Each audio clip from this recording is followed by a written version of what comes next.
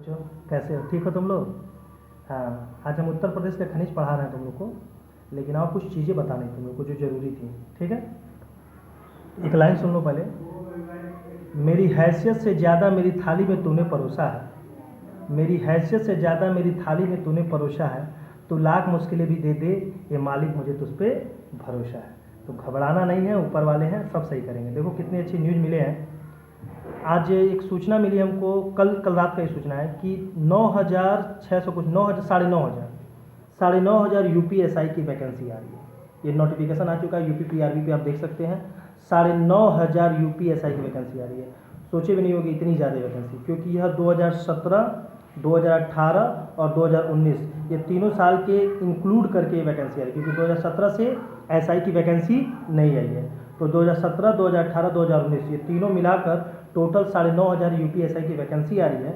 और 10 सितंबर से ये ऑनलाइन स्टार्ट हो जाएगा। अब एक डेट मालूम चला है, उस हिसाब से 10 सितंबर लगभग यह, यानी सितंबर के प्रथम सप्ताह से यह ऑनलाइन प्रारंभ हो जाएगा। इसमें एक और अच्छी चीज़ें हैं बेटा, कि अगर किसी का ओवर एज हो चुका है तब भी उसको कम से कम 3 साल छूट मिलेंगी। ठीक है, और ये भी चीज़ें हैं, कोरोना की वजह से जिसका इस साल फाइनल ईयर एग्जाम नहीं हो पाया है वो भी आवेदन कर सकते हैं। तो एक बहुत अच्छा गुड न्यूज़ है SI के लिए आप लोग का। और उसका डेट भी दे रहा है परीक्षा का, दिसंबर से जनवरी के बीच में इसकी परीक्षा का डेट भी दे रहा है। तो एक बहुत अच्छी खुशखबरी तुम लोग के लिए, जो UPSI की हमारे यहाँ बच्चे तैयारी कर रहे हैं। अब बहुत बच्चे हैं, थोड़ा ध्यान नहीं आ रहा है, लेकिन बच्चे हैं। दूसरी चीज़, लेखपाल के बारे में कई बच्चे हमसे कहें कि सर लेखपाल के बारे में बहुत पूछ रहे हैं, सर SSC आएगा कि नहीं आएगा। तो एक और चीज़ सुन लो तुम लोग, लेखपाल की वैकेंसी भी सितंबर के द्वितीय या तृतीय सप्ताह में, 20 सितंबर मान के चलो, 100% 20 सितंबर तक लेखपाल की वैकेंसी भी UPSSC आयोग भेज देगी। अब इसमें ये देखना है कि वैकेंसी कैसे आ रही है। तो देखो, चकबंदी लेखपाल की वैकेंसी का नोटिफिकेशन आ चुका था, फिर वो कैंसिल हो गई क्योंकि उसमें OBC की सीटें नहीं थी। तो अब जो चकबंदी की 3,000 जो सीटें हैं, 2,950 सीटें यानी 3,000 सीटें जो हैं, ये तुम्हारे 20 सितंबर तक आ जाएंगे। और इसमें SSC नहीं है, इंटर पास है, 18 से 40 साल एज है। लेकिन एक चीज़ और तुम्हें बता दें, राजस्व की जो 8,000 वैकेंसी आने वाली थी, जिसमें लोग कह रहे थे SSC मांगेगा, तो राजस्व की वैकेंसी भी सुनने में आ रहा है कि इस 3,000 में इंक्लूड होगी। और जिस तरह ग्राम विकास और ग्राम पंचायत एक साथ आया था, उसी प्रकार राजस्व और चकबंदी एक साथ आएंगे, टोटल 11,000। और इसमें भी SSC नहीं मांगा जाएगा। ठीक है, तो बहुत घबराने की ज़रूरत नहीं है। अगर SSC नहीं है तब भी तुम चकबंदी की फार्म भर सकते हो, तो उसमें चिंता करने की ज़रूरत नहीं है। तो ये भी वैकेंसी तुम्हारी सितंबर के द्वितीय तृतीय सप्ताह तक आ जाएगी। तो बहुत अच्छी गुड न्यूज़ दूँ बताया तुम लोग को। तीसरी चीज़, नवंबर से शायद एडमिट कार्ड जारी हो, नवंबर से रेलवे का। तो एग्ज़ाम आप लोग के सब सामने आ रहा है, तो तैयारी करो अच्छे से और घबराओ मत। और रूस ने कोरोना का वैक्सीन क्लियर कर दिया है, अक्टूबर या नवंबर से इंडिया में भी आ जाएगा। तो घबराना क्या है। और सितंबर से तुम्हारा सब कुछ खुल रहा है, सितंबर से तुम्हारे कोचिंग भी खुल जाएंगे। ठीक है, तो घबराना मत, पढ़ाई करिए। लूसेंट का टेस्ट लेने वाले हैं, उसकी तैयारी करिए, और सारा कुछ तो मैं तैयार करा ही दूंगा, उसको चिंता करने की ज़रूरत नहीं है। ठीक है, घबराना मत मेरे बच्चों, खुश रहो, अच्छे से रहो। चलो पढ़ा दें। कैसे हो मेरे बच्चों, ठीक हो? आज उत्तर प्रदेश का खनिज पढ़ाना है तुम लोग को, पढ़ा देते हैं। फिर एक आध नोटिफिकेशन भी आए हैं UPSI की और लेखपाल की भी, तुम लोग को हम बताते हैं उसके बारे में। ठीक है, तो सोच रहे पहले पढ़ा ले फिर बात करते हैं। ठीक है, और ये पहले का पढ़ा चुके हैं तुम लोग, खनिज पढ़े हो हमसे, लेकिन इस बार थोड़ा अच्छे से रिवीजन कर लो और कुछ एक आध क्वेश्चन तुम्हें नहीं भी देंगे। ठीक है, उत्तर प्रदेश की खनिज। देखो खनिज क्या होता है, जमीन के अंदर से कोई वस्तु निकलती है उसे खनिज कहते हैं, जो जमीन के अंदर दबी होती है। ठीक है, तो खनिज। राज्य खनिज विकास निगम की स्थापना की गई थी 1974 में। राज्य, ध्यान देना, राज्य खनिज विकास निगम की स्थापना की गई थी 1974 में, 23 मई 1974, 23 मई 1974, 23 मई 1974 में की गई थी। ठीक है, आगे लिखिएगा। 1998 में घोषित प्रथम खनिज नीति में खनिज विकास को दिया गया उद्योग का दर्जा। और ध्यान दीजिएगा, 1998 में खनिज नीति को क्या किया गया था, उद्योग का दर्जा दिया गया था। नई खनन नीति 2017 में, जो नई खनन नीति 2017 में रायती लक्ष्य को 1.85 से बढ़ाकर कितना कर दिया गया था, 3% कर दिया गया था। भारत में कुल खनिज उत्पादन मूल्य में उत्तर प्रदेश का भाग कितना है, 2%। यानी पूरे भारत में जितना खनिज पाया जाता है उसमें अकेले उत्तर प्रदेश का कितना स्थान है, 2% भाग है। राज्य के कुल जीडीपी में खनन क्षेत्र का योगदान 1.3% है राज्य में, यानी राज्य का जो कुल जीडीपी है उसमें खनन का क्षेत्र कितना है 1.3%। तो ये क्वेश्चन कुछ तुम्हारे बड़े अच्छे हैं, इसको ध्यान से एक बार और ध्यान सुन लो।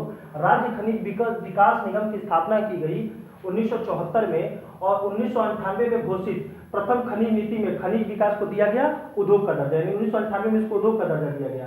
और नई खनन नीति 2017 में रॉयल्टी लक्ष्य को 1.85 से बढ़ाकर कितना कर दिया गया 3%। और भारत में कुल खनिज उत्पादन मूल्य में उत्तर प्रदेश का भाग कितना है 2%। और राज्य के कुल जीडीपी में खनन क्षेत्र का योगदान कितना है 1.3%। अब देखना राज्य के खनिज बहुल क्षेत्र, उत्तर प्रदेश में 75 जिले हैं।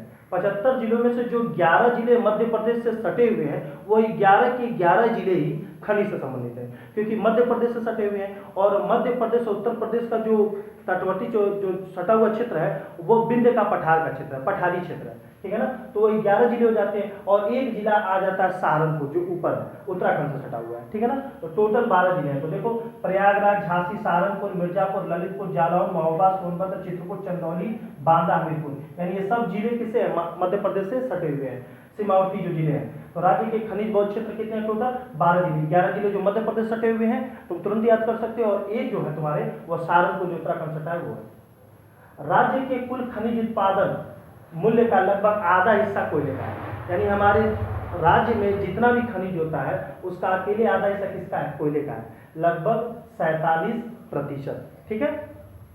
तो ये कुछ क्वेश्चन थे, उसके सभी ऑनलाइन क्वेश्चन मैं बताता हूँ, थोड़ा पहले इसको समझा देता हूँ, ठीक है।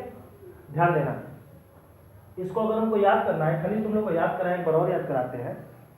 टोटल 28 या 29 खनिज ऐसे हैं उत्तर प्रदेश में जो मिलते हैं, 28 या 29, 30, 28, 29 खनिज मिलते हैं। आओ के बारे में बताते हैं। सबसे पहले मिर्जापुर और सोनभद्र। देखो मिर्जापुर सोनभद्र एक हमारा मंडल आता है मिर्जापुर मंडल, जिसमें 3 जिले आते हैं, मिर्जापुर, सोनभद्र, भदोही। भदोही को संत रविदास नगर भी कहते हैं। तो मिर्जापुर सोनभद्र जो 2 जिले हैं उसमें 8 खनिज पाए जाते हैं, यानी ये 8 खनिज जो हैं मिर्जापुर में पाए जाते हैं, सोनभद्र में पाए जाते हैं। तो इस 8 खनिज का नाम कैसे है देखिएगा। चूना पत्थर, संगमरमर, china clay, fire clay, pyrites, barite, andalusite, dolomite. यानी टोटल कितने खनिज हो गए 8 खनिज हो गए। तो हमने याद करने का तरीका बताया था, चूना पत्थर, संगमरमर, चूना पत्थर, संगमरमर, china clay, fire clay, pyrites, barites, andalusite, dolomite. तो फिर से एक बार और आप बोलेंगे 8 खनिज का नाम, चूना पत्थर, संगमरमर, china clay, fire clay, pyrites, barites, andalusite और डोलोमाइट। यानी ये 8 खनिज कहाँ पाए जाते हैं, मिर्जापुर और सोनभद्र दोनों जगह पाए जाते हैं। ये दोनों क्षेत्र सटे हुए हैं ना। अब हम आगे बात करते हैं बांदा और चंदौली में। देखिए बांदा चंदौली में कितने खनिज पाए जाते हैं, बॉक्साइट, मैग्नेसाइट, कांच, बालू, पोटास, ये 4 पाए जाते हैं। लेकिन थोड़ा सा इसको आपको ठीक से याद करना पड़ेगा, हम समझाते हैं कैसे। देखिए बॉक्साइट और मैग्नेसाइट दोनों पाए जाते हैं, बांदा में भी पाए जाते हैं, चंदौली में भी पाए जाते हैं। कांच बालू भी बांदा में पाए जाते हैं, चंदौली में पाए जाते हैं। पोटास बांदा में पाए जाते हैं और चंदौली में पाए जाते हैं। लेकिन जो कांच बालू है बांदा चंदौली में तो पाया जाता है, प्लस प्रयागराज, झांसी और चित्रकूट में भी पाया जाता है। तो अगर आपको कांच बालू दिमाग में रखना है तो कांच बालू आप याद कर सकते हैं, बांदा चंदौली, प्रयागराज, झांसी और चित्रकूट। और पोटास की बात करते हैं तो ये भी तो बांदा चंदौली में पाया जाता है, तो बांदा चंदौली के साथ साथ प्रयागराज, झांसी भी हो जाएगा, और साथ में वहाँ चित्रकूट है तो यहाँ पे क्या हो जाएगा सोन, ठीक है। एक बार इसको भी हम देखते हैं बांदा चंदौली में क्या क्या पाया जाता है। तो आप दिमाग में रखेंगे bauxite, magnesite, Banda Chandauli, bauxite, magnesite, Banda Chandauli. और ध्यान दीजिएगा कांच बालू, bauxite, magnesite plus Prayagraj, Jhansi और चित्रकूट। उसी तरह पोटास के बारे में बात करेंगे तो बांदा चंदौली, प्रयागराज, झांसी और वहां पर सोनभद्र हो जाएगा, ठीक है। तो ये आपके हो गए। एक चीज और बताएंगे आपको, ये जो 8 खनिज पाए जाते हैं मिर्जापुर सोनभद्र में, उसमें जो डोलोमाइट है वो बांदा चंदौली में पाया जाता है। यानी इसका मतलब ये कि डोलोमाइट मिर्जापुर सोनभद्र में पाया जाता है, बांदा चंदौली में पाया जाता है। तो चलिए इसका एक बार और रिवीजन कराते हैं। मिर्जापुर सोनभद्र में 8 खनिज पाए जाते हैं। कौन कौन पाए जाते हैं तो ध्यान दीजिएगा, चूना पत्थर, संगमरमर, चाइना क्ले, फायर क्ले, वायराइट्स, पाइराइट्स, बेराइट्स, पाइराइट्स और एंडोसोलाइट, डोलोमाइट। 8 खनिज हो गए। इसमें जो डोलोमाइट है वो मिर्जापुर सोनभद्र के साथ साथ बांदा चंदौली में भी पाया जाता है। अब बात करते हैं बादा चंदौली में क्या क्या पाया जाता है। तो बाक्साइट, मैग्नेसाइट, कांच बालू, पोटास। लेकिन जो कांच बालू है बादा चंदौली के साथ प्रयागराज, झांसी और चित्रकूट में, और जो पोटास है वो बादा चंदौली के साथ प्रयागराज, झांसी और सोनभद्र में पाया जाता है। ठीक है, तो ये आपके खनिज होगा, इसी तरह तुमको तैयार करना है। अब आगे बात करते हैं हमीरपुर ललित में कौन कौन से खनिज पाए जाते हैं। तो देखिएगा, ग्रेनाइट, डायोस्पर, पाइरोफिलाइट, सेल खड़ी और जिप्सम, इतने खनिज मैंने लिखे ना, लेकिन थोड़ा सा इसको समझिएगा। हमीरपुर ललितपुर, ध्यान दीजिएगा, हमीरपुर ललितपुर, बादा महोबा, यानी जो ग्रेनाइट है हमीरपुर ललितपुर में तो पाया जाता है, साथ में बादा और महोबा में पाया जाता है। उसी प्रकार डायोस्पर जो है हमीरपुर ललित में तो पाया जाता है, प्लस झांसी और महोबा में पाया जाता है। उसी प्रकार पाइरोफिलाइट जो है हमीरपुर ललितपुर में तो पाया जाता है, साथ में झांसी और महोबा में पाया जाता है। इसको एक बार और ध्यान दीजिएगा, डायोस्पर और जो पाइरोफिलाइट है वो हमीरपुर ललितपुर के साथ साथ झांसी और महोबा में पाया जाता है। फिर से ध्यान दीजिएगा, हमीरपुर, ललितपुर और झांसी, महोबा, इस चारों में डायोस्पर और पाइरोफिलाइट पाया जाता है। लेकिन जो ग्रेनाइट होता है वो हमीरपुर, ललितपुर के साथ साथ बांदा महोबा में पाया जाता है, यानी झांसी नहीं, बांदा महोबा में पाया जाता है। ठीक है, उसके बाद एक आता है सेल खड़ी। सेल खड़ी बड़ा फेमस है। सेल खड़ी केवल हमीरपुर और झांसी। उसी तरह जिप्सम हमीरपुर और झांसी, यानी ये दोनों जो है ये ललितपुर में नहीं, हमीरपुर, झांसी सेल खड़ी, हमीरपुर, झांसी जिप्सम। ठीक है, तो चलिए इसको एक बार और रिवीजन करा देते हैं। ग्रेनाइट कहाँ पाया जाता है? ग्रेनाइट हमीरपुर, ललितपुर, बांदा महोबा, और डायोस्पर और पाइरोफिलाइट, डायोस्पर और पाइरोफिलाइट हमीरपुर, ललितपुर, झांसी, महोबा। ठीक है, सेल खड़ी हमीरपुर, झांसी, जिप्सम हमीरपुर, झांसी। तो चलिए आपका हो गया। अब इधर आते हैं, ललितपुर में 4 खनिज पाए जाते हैं, तांबा, यूरेनियम, प्लेटिनम, रॉक फास्फेट।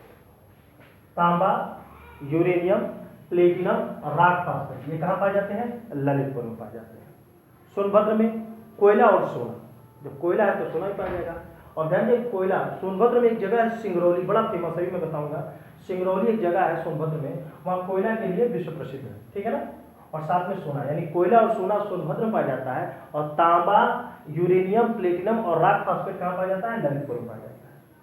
अब बात करते हैं मिर्जापुर में, एस्बेस्टस, मिर्जापुर, झांसी एस्बेस्टस, और ध्यान दीजिएगा मिर्जापुर, हमीरपुर, ग्रेफाइट, यानी मिर्जा एस्बेस्टस जो है मिर्जापुर के साथ साथ झांसी पाया जाता है, और ग्रेफाइट जो है मिर्जापुर के साथ हमीरपुर में पाया जाता है। ठीक है, आगे झांसी में स्पेशल पाया जाता है फेल्सपार, और बांदा में ओकर पाया जाता है, ओकर को जिसको हम लोग गेरुआ रंग करते हैं, गेरू करते हैं, और हीरा भी केवल बांदा में पाया जाता है।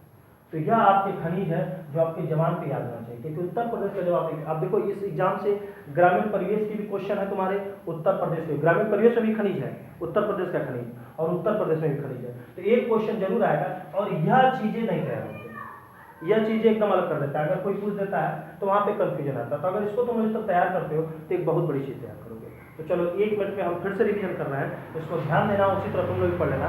तो ध्यान देना कैसे, मिर्जापुर, सोनभद्र में 8 खनिज पाए जाते हैं, चाइना क्ले, फायर क्ले, चूना पत्थर, संगमरमर, पायराइट्स, वेराइट्स, एंडोस्लाइट, डोलोमाइट। जो डोलोमाइट है वो मिर्जापुर, सोनभद्र के साथ साथ बादा चंदौली में पाया जाता है। अब आगे बात करते हैं बादा चंदौली में, बाक्साइट, मैग्नेसाइट, कांच बालू, पोटास। जो कांच बालू है वो बादा चंदौली के साथ साथ प्रयागराज, झांसी और चित्रकूट में, और जो पोटास है बादा चंदौली के साथ प्रयागराज, झांसी और सोनभद्र में पाया जाता है। अब आगे बात करते हैं हमीरपुर, ललितपुर, ध्यान देना, ग्रेनाइट, डायोस्पर, पाइरोफिलाइट, हमीरपुर, ललितपुर। लेकिन ग्रेनाइट जो है हमीरपुर, ललितपुर के साथ बादा और महोबा, जबकि डायोस्पर और पाइरोफिलाइट हमीरपुर, ललितपुर के साथ झांसी, महोबा। ठीक है, सेल खड़ी हमीरपुर, झांसी, जिप्सम हमीरपुर, झांसी में पाया जाता है। ललितपुर में तांबा, यूरेनियम, प्लेटिनम और रॉक फास्फेट। जैसे क्या होता है ना, सब जिले एक दूसरे सटे में, तो 4-5 जिलों में कोई खनिज पाया जाता है। उसी तरह सोनभद्र कोयला और सोना, मिर्जापुर में asbestos, Mirzapur, Jhansi, graphite, Mirzapur, Hamirpur, feldspar, Jhansi, ochre, गेरू, बांदा, हीरा, बांदा, यानी कितने खनिज पाए जाते हैं। आइए इसमें एक और चीज बता दें, ये जो उत्तर प्रदेश में खनिज पाए जाते हैं, इसमें कौन से खनिज उत्तर प्रदेश से पाए जाते हैं जो देश में प्रथम है? तो ध्यान दीजिएगा, एंडोस्लाइट और डायोस्पर, यह दोनों देश में प्रथम है, यानी यह उत्तर प्रदेश में खनिज पाया जाता है, लेकिन यह दोनों खनिज पूरे देश में सबसे अधिक पाया जाता है। हमारे उत्तर प्रदेश में यह दो खनिज ऐसे हैं जो देश में प्रथम है। कौन कौन? एंडोलूसाइट और डायस्पर। और दूसरे स्थान पे कौन है? चूना पत्थर और काच बालू। ठीक है, चलिए यहाँ तक मैंने आपको बता दिया था। राज्य के कुल खनिज उत्पादन का मूल्य का लगभग आधा हिस्सा कोयला है, यानी जितना भी खनिज है उसका आधा हिस्सा के लिए क्या है? कोयला, 47%। अब आगे देखिएगा, उत्तर प्रदेश में खनिज मुख्यतः दक्षिण के पठारी क्षेत्रों में पाया जाता है। उत्तर प्रदेश में खनिज मुख्यतः दक्षिण के पठारी क्षेत्रों में पाया जाता है। दक्षिण के पठारी क्षेत्र वही विंध्य का पठार मैंने बताया जो मध्य प्रदेश से सटा हुआ है सारा क्षेत्र। जो नाभिकीय एवं लघु खनिजों को छोड़कर, छोटे खनिज और नाभिकीय जो है खनिज, उनको छोड़कर उत्तर प्रदेश में कुल कितने खाद्यान्न हैं? 22 खाद्यान्न। चूना पत्थर का उपयोग सीमेंट उद्योग में किया जाता है। ये क्वेश्चन आया भी है कि किस खनिज का प्रयोग सीमेंट उद्योग में किया जाता है, तो चूना पत्थर का प्रयोग किया जाता है। डोलोमाइट का प्रयोग इस्पात एवं लौह उद्योग में किया जाता है। डोलोमाइट का प्रयोग किसमें किया जाता है? इस्पात एवं लौह उद्योग में किया जाता है, यानी इस्पात और लौह उद्योग में डोलोमाइट का प्रयोग किया जाता है। उत्तर प्रदेश के जंगल क्षेत्र यानी मिर्जापुर का जो जंगल क्षेत्र है उत्तर प्रदेश में, हीरे की खोज की गई है। यानी मिर्जापुर का जो जंगल क्षेत्र है वहां पर किसकी खोज की गई है? हीरे की खोज की गई है। पता चला कि यहाँ पर हीरे हैं। राक फास्फेट का उपयोग उर्वरक उद्योग में किया जाता है। क्वेश्चन आया है, राक फास्फेट का उपयोग किसमें किया जाता है? उर्वरक उद्योग में किया जाता है। उत्तर प्रदेश में सोना की प्राप्ति, उत्तर प्रदेश में जो सोना की प्राप्ति होती है वो शारदा एवं रामगंगा नदियों के रेत से होती है। शारदा और रामगंगा इस दोनों नदियों की रेत से प्राप्त होती है सोना उत्तर प्रदेश में। ललितपुर में धसान नदी के तट पर, ललितपुर में धसान नदी है, उसके तट पर सोने और प्लेटिनम के निक्षेप प्राप्त हुए। ठीक है, अब आइए इधर थोड़ा सा लाइन क्वेश्चन। सिंगरौली क्षेत्र, अभी मैंने बताया था जो सोनभद्र का सिंगरौली क्षेत्र केला के लिए कोयला के लिए विश्व प्रसिद्ध है। सिंगरौली क्षेत्र में खुदाई का कार्य कोल इंडिया लिमिटेड द्वारा किया जाता है। यानी सिंगरौली में जो कोयला निकाला जाता है वो किस कंपनी द्वारा किया जाता है? कोल इंडिया लिमिटेड द्वारा किया जाता है। सिंगरौली में कोयले के कुल भंडार क्षेत्र में, सिंगरौली में कोयले के कुल भंडार क्षेत्र में 10 से 22 मीटर मोटी परत में, 10 से 22 मीटर मोटी परत में 220 वर्ग किमी क्षेत्र की दो पट्टियों में फैली हुई है। यानी इतने ज्यादा कोयले के भंडार है। 220 वर्ग किमी क्षेत्र में ये दो पट्टियां हैं जो 10 से 22 मीटर मोटी है। इलाहाबाद के नैनी में, इलाहाबाद के अंतर्गत नैनी आता है, नैनी में उच्च गुणवत्ता युक्त सिल्का बालू का उत्पादन किया जाता है। ठीक है, सिल्का बालू या काच बालू, सिल्का की रेत जो काच बालू का स्रोत है। उत्तर प्रदेश में काच बनाने योग्य बालू की प्राप्ति गंगा एवं यमुना की नदियों से होती है। उत्तर प्रदेश में काच बनाने योग्य बालू की प्राप्ति गंगा एवं यमुना नदियों से होती है। मैग्नेसाइट का उपयोग मुख्यतः शाहपात ईंटों के निर्माण कार्य हेतु किया जाता है। बड़ा अच्छा क्वेश्चन है। मैग्नेसाइट का उपयोग मुख्यतः शाहपात ईंटों के निर्माण कार्य हेतु किया जाता है।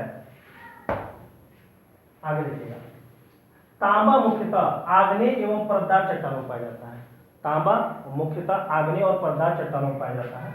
उत्तर प्रदेश में इमारती पत्थर की प्राप्ति मिर्जापुर के चुनाव से प्राप्त होती है। इमारती पत्थर, देखो संगमरमर तो पाया जाता है मिर्जापुर में, लेकिन इमारती पत्थर की प्राप्ति मिर्जापुर के चुनाव से प्राप्त होती है। और उत्तर प्रदेश के हमीरपुर जिले में ग्रेफाइट के भंडार का पता चला। जैसे अभी तुम लोग को मैंने क्या बहुत अच्छा क्वेश्चन था, मिर्जापुर के जंगल क्षेत्र में हीरे के भंडार का पता चला है, उसी प्रकार हमीरपुर जिले के हमीरपुर जिले में ग्रेफाइट के भंडार का पता चला है। तो यह था आपका खनिज, बहुत छोटा था लेकिन बड़ा अच्छा था। इसको अच्छे से आप लोग तैयार कर लीजिएगा। ठीक है, फोटो खींच लो।